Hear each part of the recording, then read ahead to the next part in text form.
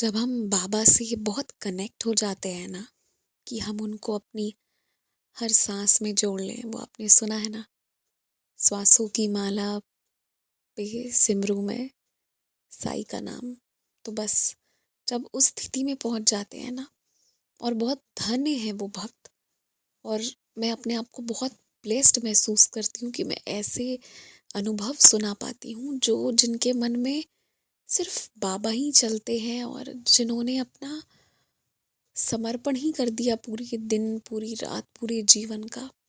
क्योंकि सबसे मुश्किल पार्ट पता है क्या है? सरेंडर करना। लेकिन सबसे इजी लाइफ हो जाती है सरेंडर कर देने के बाद। मतलब ये टेंशन, वो टेंशन, ऐसा वैसा, ये, और उसके बाद एकदम से सरेंडर कर दिया, मतलब आपने छोड़ दिया, हर एक चीज़ छोड़ दी। पर ये करना बहुत मुश्किल होता है, ये आसान नहीं होता। क्योंकि ये एक प्रोसेस है जिसके बाद आपको किसी चीज़ के बारे में स्ट्रेस नहीं लेना है, सोचना नहीं है, सिर्फ अपने हिस्से का कर्म करना है। तो कई बारी कई चीज़ों के लिए मैं भी सरेंडर करती हूँ, और कई चीज़ें मैं भी नहीं कर पाती। तो वैसी परिस्थिति में जब मैं ऐसे भक्तों के बारे में सुनती हूँ जिन्होंने सब कुछ सरेंडर कर दिया, तो मुझे लगता है कैसे, मतलब कैसे हो पाया। और मैं खुद बहुत उत्सुक रहती हूँ जानने को कि कौन है ये लोग, मतलब कैसे हो पाता है इतना।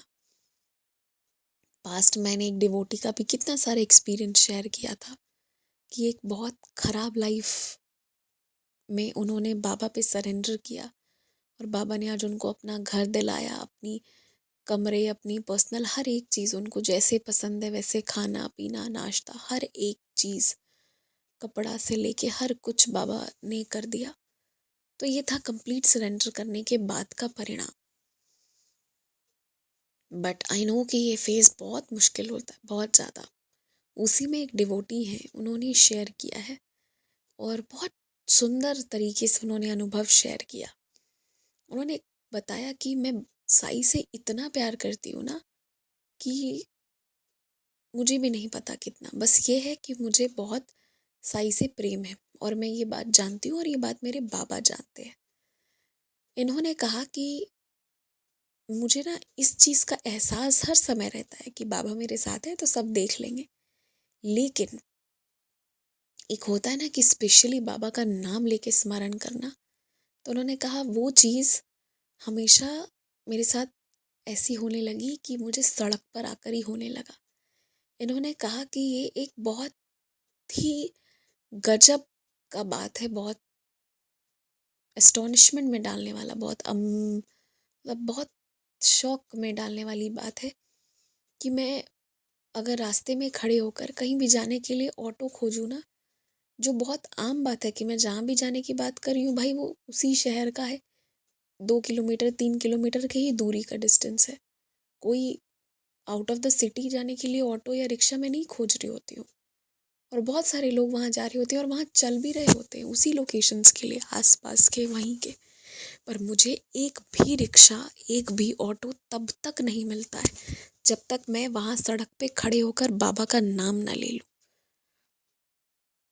और इन्होंने बताया कि ये जहाँ से ऑटो लेती है ना खड़े होकर, तो जिस जगह पर ये खड़ी होती है, तो जिस साइड इनका पीठ होता है ना, क्योंकि इनका फेस तो रोड की साइड है, वहाँ पर ना एक शिवालय है। शिवालय मीन्स शिव जी का, महादेव का, महाकाल का, बाबा काशी विश्वनाथ का एक छोटा सा मंदिर है, शिवालय है। तो इन्होंने कहा कि हमेशा मेरा पीठ उधर रहता है और मैं रोड को फेस कर रही होती हूँ।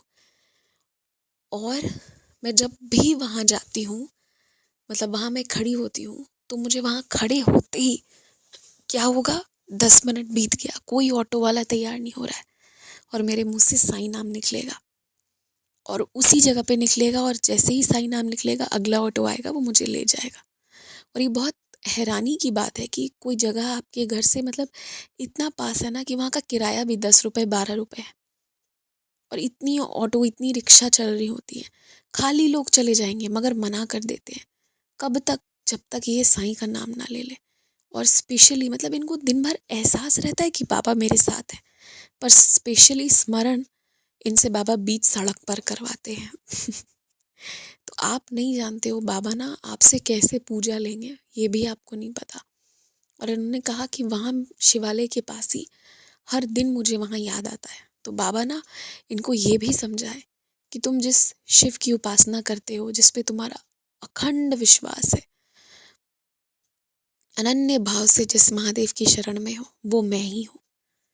उसी स्थान पे आकर और जब तक बाबा का नाम ना ले ले। इन्होंने कहा ये चीज़ मेरे साथ 1 दिन 2 दिन की नहीं है, क्योंकि इस तरह के एक्सपीरियंस हम लोग भी अपने शेयर करते हैं कि बाबा का नाम लिया और फिर ऑटो आ गई। ऐसा तो मैंने भी बहुत बार शेयर किया है, आप लोगों को याद होगा पहले के एक्सपीरियंसेस। लेकिन इन्होंने कहा कि मजाल है मुझे एक भी मिल जाए जब तक मैं बाबा का नाम ना लूँ। और ये चीज़ आज या कल से नहीं, सालों से हो रही है, सालों से। पर इन्हें अब जाकर रियलाइज हुआ कि ये शिवालय के पास खड़े होकर बाबा का नाम लेती है, मतलब वो शिवालय है दुनिया के लिए, पर वही शिव वही साईं है। ये बाबा ने इनको इस अनुभव से ये भी समझाया। और दूसरा अनुभव तो बहुत ही सुंदर है। इन्होंने कहा कि इनके जो टेलर मास्टर है ना, उनका ऐसा होता है कि कभी त्योहारों के समय बहुत बिजी है, ऐसे बहुत खाली है, और वो ना हार्ड वर्किंग है। तो इनको ना उनके प्रति एक रिस्पेक्ट है और इनके मन में रहता है कि उनका घर चले। उनका घर कैसे चलेगा? उनके पास आएंगे, कपड़े सिलेंगे तभी चलेगा। और इनका रहता है कि मैं कोई ना कोई कपड़ा देती रहूं। पर एक अकेला आदमी चाह भी जाए तो किसी का घर तो नहीं चला सकता, पर थोड़ा सा कंट्रीब्यूट करने का। देखो इनकी सोच कितनी अच्छी और कितना कंसर्न है। कौन अपने टेलर मास्टर के लिए इतना कंसर्न रखेगा कि भाई उनका घर चले? बहुत रेयरेस्ट ऑफ द रेयर ही कोई होंगे इस तरह के जो डिवोटीज होंगे, वही इतना सोचेंगे। तो इन्होंने, मतलब इनके मन में था ना कि अभी तक मैंने जो भी कपड़े मैंने सिलाने थे, ब्लाउज सिलानी थी, साड़ी की इनकी जितनी भी सूट सिलाने थे, सब तो इन्होंने सिलवा लिया था त्योहारों के वक्त। पर अब क्या करूं? और अभी इनके हाथ में ना पैसे ही नहीं थे कि ये कोई नया कपड़ा लाकर उनको दे देती, कि उनके टेलर मास्टर खुशी से वही जो थोड़े बहुत पैसे कमाते हैं उसके लिए वो बड़ी खुशी से फिर सिलाई करते। और एक दिन उन्होंने भी टोक दिया कि बहुत दिन हो गए हैं आपने कपड़े नहीं दिए। तो उन्होंने कहा हाँ हाँ मैं ला करके दे दूंगी, कह दिया इन्होंने। पर इनके साथ वही था कि कपड़े तो है ही नहीं कोई रखे हुए घर पे, तो मैं क्या सिलने को दूँ, है ना? सिलने के लिए तो कपड़े भी होने चाहिए। तो इन्होंने बाबा से मतलब बोला कि बाबा मैं जब भी टेलर मास्टर को देखती हूँ तो मुझे ना अंदर से बहुत गिल्ट फील होता है, पर मेरे पास पैसे नहीं है, मैं कहाँ से इनको कपड़े दूँ, ठीक है, सिलाने के लिए। तो ये चीज़ इनके, मतलब आप सोचो कि इनको ज़रूरत नहीं है पर उनका घर चले उसके लिए इनको है कि मैं कपड़े कहाँ से लाऊं, क्योंकि वो जितनी सिलाई ले लेंगे उतना तो ये दे देंगी जो वो अपना कॉस्ट चार्ज करेंगे। लेकिन जो वो कपड़े हैं वो तो ज़्यादा कॉस्टली होएगा, है ना? तो क्योंकि इनके यहाँ की सिलाई कुछ 250 के अराउंड है, 200 से 250, तो वो उतना तो ये दे देंगी। लेकिन जो कपड़े होते हैं वो कम से कम 1000-1200 की मटेरियल आएगी, उसके कम वाला आएगा तो फिर वो अगर ख़राब निकला तो कोई मतलब नहीं बनेगा सिलाने का। और इनके वहाँ पे लिमिटेड शॉप्स है, वहाँ की बजट ही यही रहती है, 1000-1200-1500 में मटेरियल देते हैं कपड़े के। पर वो 1200-1500 हाथ पे है ही नहीं, हाथ पे इनके 728 या 29 कुछ इतने ही रुपए हैं। और अभी जो इनकी तनख्वाह आएगी वो आएगी अगले महीने दिसंबर में। मैं ये अनुभव ये नवंबर में भेजी है तो मैं नवंबर में आप लोगों को बता रही हूँ। तो इनका है कि मैं क्या करूँ बाबा, ऊपर से मुझे ज़रूरत भी नहीं है, लेकिन मुझे कुछ तो इनको देना है कि ये भी काम करें।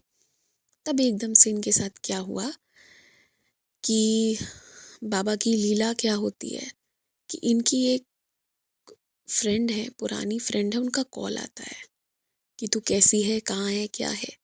और फिर इनकी फ्रेंड ने इनको कहा कि वो अपने होम टाउन गई थी और वहाँ से ढेर सारी सलवार सूट खरीद कर लाई और इनको पसंद करवाने के लिए कि तू बता कि तुम्हें कौन से वाले पसंद है, तो कल जब हम स्कूल में मिलें तो मैं तुमको वो वाला जो भी तुम पसंद करोगी मैं वो वाला सूट तुम्हें दे दूँगी। और इनको प्रॉपर पसंद करवाया। अगले दिन जब ये स्कूल गई तो इनको वो सूट दे दिया कि ये लो तुम ये सिलवा कर पहनना। यही ये बाबा से मांग रही थी कि मैं उनको काम दूँ भी तो क्या दूँ, मेरे पास तो है ही नहीं अभी। और इनकी नीयत इतनी अच्छी थी, अब आप देखिए हर एक लेडी हो तो शौक रहता है ना कि मैं अच्छी सूट साड़ी पहनते रहूं, सबको रहता है कि भाई हम अच्छे कपड़े पहने। इनका इंटेंशन कितना प्योर था कि उनका घर चले, उनके घर पे ये सब हो। और उस चक्कर में क्या हो गया, उसमें ये हो गया कि बाबा ने इनको गिफ्ट में इतना सुंदर सूट दिया। उन्होंने कहा ब्लू कलर का इतना सुंदर सूट मुझे उसने गिफ्ट किया जो स्टिच होके बहुत ही खूबसूरत लगेगा। तो इन्होंने वही कहा, और मैं भी आप लोग से वही कहना चाहूँगी कि जब हमारा इंटेंशन बहुत प्योर होता है ना, तो हमें पता नहीं चलता है कब हमें आशीर्वाद मिल जाता है। एक सुंदर सूट इनके हिस्से बाबा ने दे दिया। इन्होंने उनके घर चलाने का इंटेंशन रखा कि भाई उनका घर चले, उनको भी आमदनी हो, और वो इंटेंशन की वजह से इनको आप देखिए कि बाबा ने एक नया सूट गिफ्ट कर दिया। तो इन्होंने कहा कि ये एक बहुत छोटी सी लीला है, पर इससे हम यही सीखते हैं कि अगर हम दूसरों का अच्छा करने का इंटेंशन रखते हैं ना, तो पहले अपना अच्छा बाबा करके देते हैं। ये बाबा का है, तो इसलिए बस बाबा को बसा के रखिए मन में, और बाकी वो सब देखेंगे। जय साईं राम। अगर आप लोग अपना कोई अनुभव शेयर करना चाहते हैं तो स्क्रीन पर दिए गए नंबर या ईमेल आईडी के ज़रिए ऑडियो मतलब बोलकर, या फिर वीडियो के फॉर्म में, या फिर लिखकर इंग्लिश या हिंदी में आप मुझे भेज सकते हैं। जय साईं राम।